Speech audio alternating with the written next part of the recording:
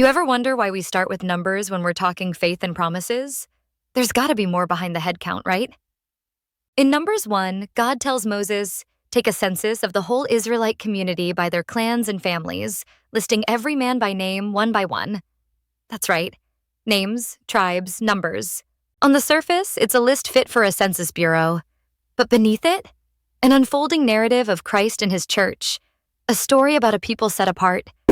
Imagine standing there, hearing your name called, and realizing you're part of a destiny larger than life itself. This isn't just about organizing a camp. It's about preparing a people for the promises God has ahead. The task was mammoth, counting every able-bodied man over 20. Tribal leaders were appointed, the heads of their ancestral tribes, holding history in their bloodline. And here is where Christ peeks through the curtains.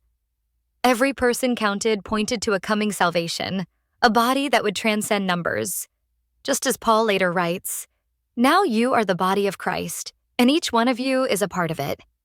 1 Corinthians 12 chapters of 27. The church, his bride, today isn't about counting heads, but about belonging to him. Yet here in the wilderness, everyone's head count was a prelude to a greater narrative, a gathering of those called from every tribe and tongue. All the men, 603,550 of them, packed up and ready for the next chapter in God's plan. There's a hidden resonance here with the church's journey, one of collective witness and gathering. Peter once said, but you are a chosen people, a royal priesthood, a holy nation, God's special possession. 1 Peter 2, verses 9.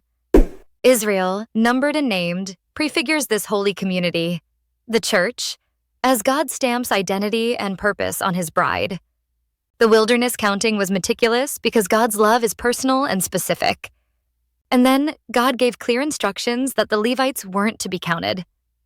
Why not? Because they were called to a special service, to care for the tabernacle. In this, we glimpse Christ as our great high priest and the church as a priestly bride, offering worship and service to God.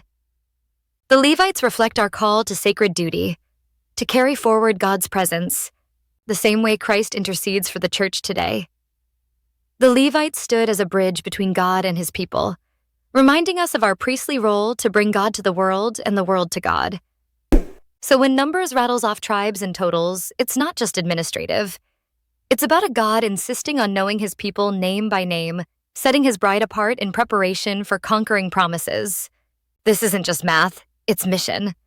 And if you believe in the personal call of the bride to be a part of this divine tally, then put the word counted in the comments.